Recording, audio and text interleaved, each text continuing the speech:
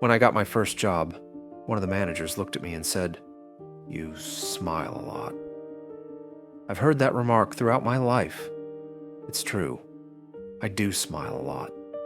It feels effortless, natural, almost instinctive. Usually when people say that to me, their voice carries a little amazement, maybe even wonder. "How do you smile so easily?" they seem to be asking. But the way he said it, flat, just an observation, stuck with me. And I don't know why. Maybe because it was the first time I wondered, is it wrong to smile? Is it wrong to find humor in every situation?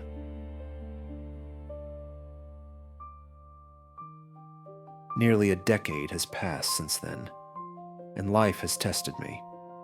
I've seen ups and downs sharp enough to bruise the spirit. I've had to define myself, sit alone with my values, and become comfortable thinking on my own. All of that gives a certain clarity, but it comes with a price. Now, when I smile, I feel the effort in my face. My muscles remind me that joy isn't as automatic as it once was. Maybe that's what people mean when they talk about smiling with experience. Or maybe it's not wisdom at all. Maybe it's the weight of experience, the weight of life pressing down. I don't speak my mind as quickly anymore. I put distance between thought and voice, space between reaction and response. But I still ask myself, is being positive really such a bad thing? Judging by the world today, it sometimes feels like it is. Miserable people seem louder than joyful ones, no matter their circumstances. The news cycle amplifies everything grim: violence, disaster, failure. It's harder and harder to find something uplifting. That's why I stopped reading newspapers years ago. Important news will find me anyway. But I don't need constant attention-grabbing headlines engineered to trigger only fear, anger, or despair. That's not information. It's emotional exhaustion. Sometimes I wonder, would life feel lighter if our circle of news was limited to a 20-mile radius? If I only worried about what I could actually touch, affect, or comfort? Knowledge has its place, but at what cost do we keep pouring our emotional selves into every crisis across the globe? My head longs for that kind of restriction, a chance to recharge, to live smaller, but maybe fuller.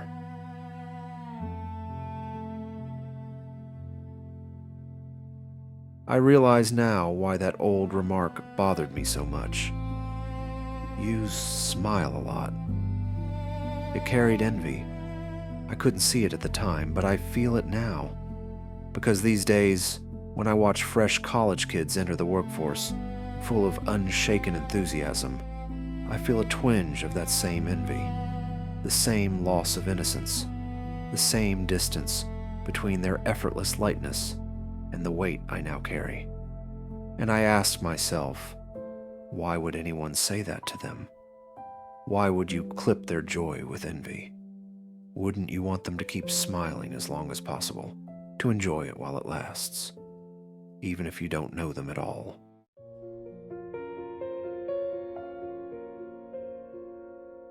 So, I've started flipping the intent of that statement on its head. Instead of letting it carry envy, I let it carry defiance.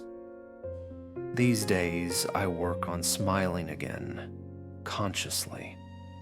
I watch more comedies and I stockpile little jokes and silly memories in my mind, so I can laugh out loud while walking down the street, weirding out the strangers who pass by. Because life, I've realized, is not a straight line from innocence to wisdom. It's a circle, with innocence and wisdom separated only by a thin gap.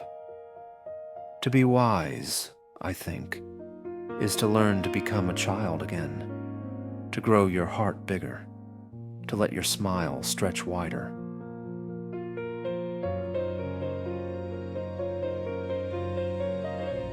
Now, when I smile, it isn't always effortless. Sometimes it's practice. Sometimes it's exercise. But more importantly, it's rebellion. A refusal. A fuck you to life itself. Because the burden of experience isn't getting lighter with the years. It's heavier. So why should I let it erase who I am? Why should I give up the thing that once came so naturally? I'd rather stand, smile, and let the world take its best shot. I may fall, I may be knocked down, but I will keep standing back up, and I will smile straight into life's face.